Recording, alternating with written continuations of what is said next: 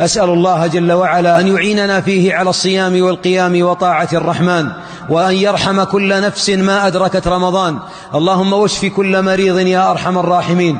اللهم اغفر لآبائنا وأمهاتنا يا رب، ارحمهم كما ربونا صغارا يا أكرم الأكرمين.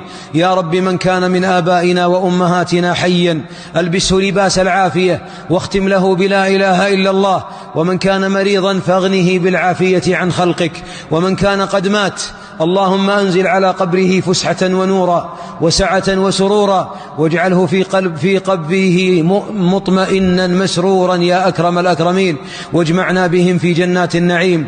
أسأل الله أن يختم بالسعادة آجالنا، وأن يجعل خير الأعمال أواخرها، وخير الأيام يوم أن نلقاه.